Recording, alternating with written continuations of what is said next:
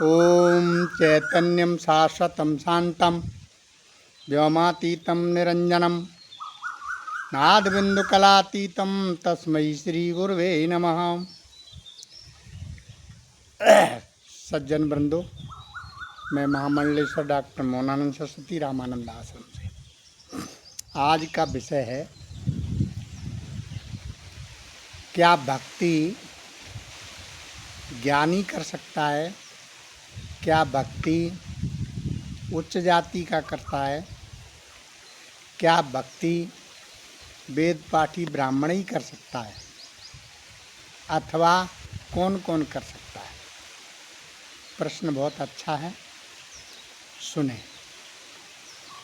बंधुओं। वेदों ने इस मानव के कल्याण के लिए ज्ञान की श्रृंखला रची। ब्रह्मा जी ने वेदों को ज्ञान से ओतप्रोत किया। पढ़ा लिखा आदमी वेदाध्ययन कर सकता है और यज्ञ का कार्य हर कोई नहीं कर सकता, लेकिन सत्संग और भक्ति कोई भी कर सकता है, किसी भी जाति का कर सकता है, कोई भी वर्ण भेद का कर सकता है, कोई भी कार्य करने वाला कर सकता है। भक्ति घर पे कर सकता है, भक्ति जहाँ बैठा है वहाँ कर सकता है, भक्ति एकांत में कर सकता है, भक्ति आश्रम पे कर सकता है।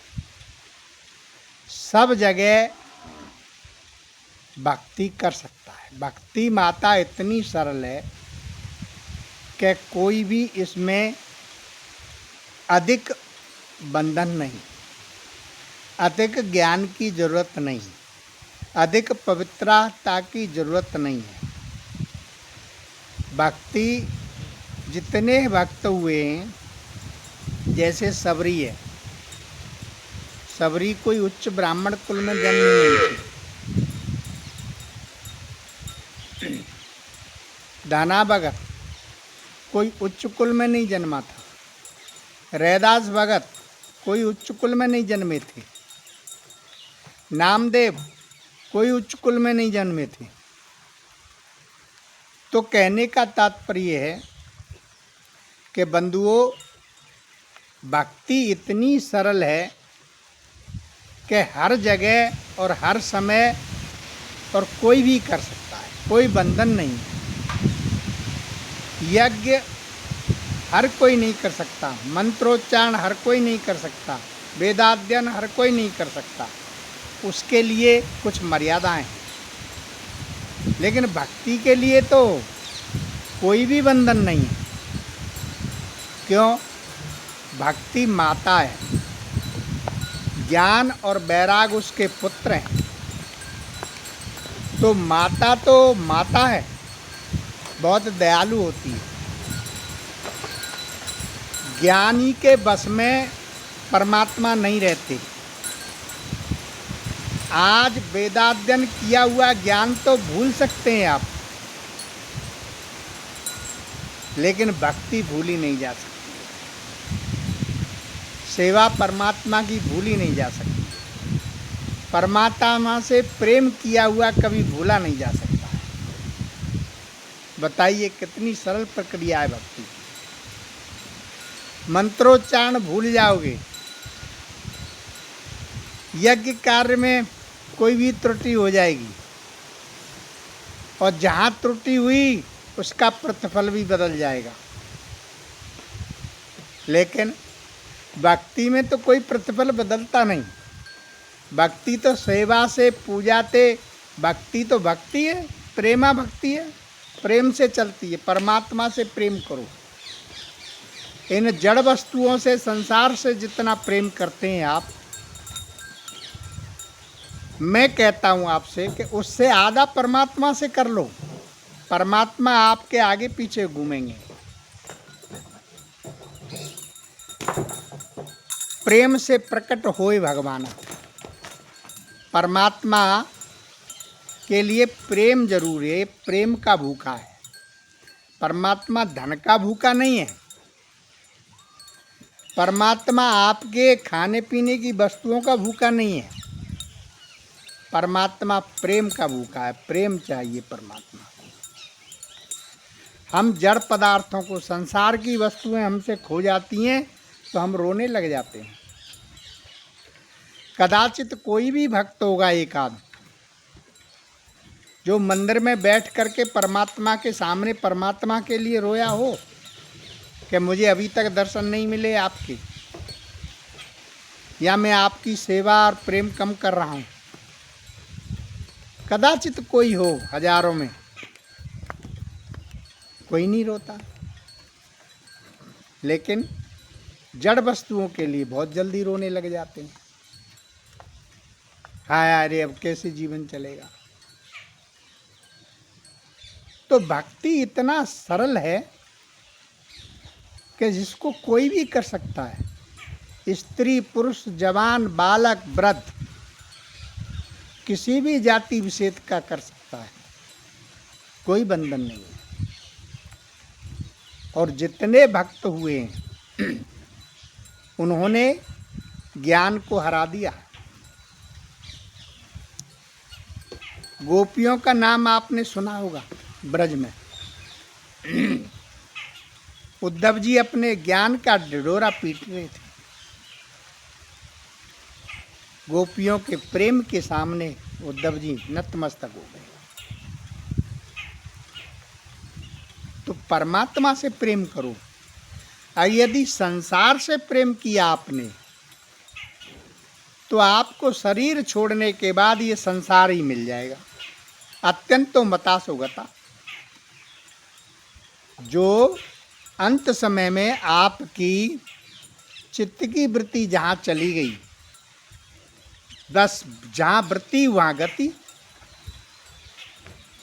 वही बन जाओगे। तो इसीलिए अंत समय में परमात्मा को नहीं भूलिए। और अंत समय में परमात्मा तभी याद आएंगे जब आपके जीवन का परमात्मा के साथ जुड़ा होगा, परमात्मा के साथ प्रेम होगा, परमात्मा के साथ सुमिरन करोगे, भजन करते रहोगे, उसका अभ्यास होगा, तो अंत समय में राम याद आएंगे। वरना आपको राम याद नहीं आएंगे। अंत समय में दर्द से कराहट होगी, हाय रे मरे, हाय रे चले, राम याद नहीं आएंगे। राम तभी याद आएंगे जब आपको अभ्यास होगा। तो इसीलिए सारे काम छोड़ करके परमात्मा का सुमिरन करो, परमात्मा का भजन करो, परमात्मा का ध्यान करो। जिस कार्य के लिए आए हो सबसे जरूरी है, और तो सारे कार्य गौण हैं, वो बहुत जरूरी नहीं है। जीवन के शरीर के भरण पोषण के लिए कम ज़्यादा भी हो सकता है। लेकिन परमात्मा का जो असली काम है, यहाँ जो लक्ष्य है, आपका जीवन का जो लक्ष्य है, इस आत्मा का उद्धार करना, आत्मा को परमात्मा में विलय करना, आत्मा को परमात्मा से जोड़ना, जीव से ब्रह्म होना, इंसान से भक्त बनना। भक्त जब बनोगे जब भगवान को प्रसन्न करोगे। भगवान सेवा से और प्रेम से होंगे, भगवान सुमिरन से होंगे। सबरी ने सेवा की थी, कोई बहुत ज़्यादा मंत्र उच्चारण नहीं किए थे। मीराबाई ने प्रेम किया था परमात्मा से, कोई ज़्यादा मंत्र उच्चारण नहीं किए थे।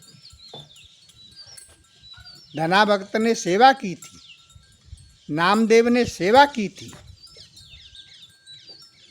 तो सेवा से परमात्मा बस में होते हैं, प्रेम से परमात्मा बस में होते हैं, भक्ति से परमात्मा आपके वश में होते हैं।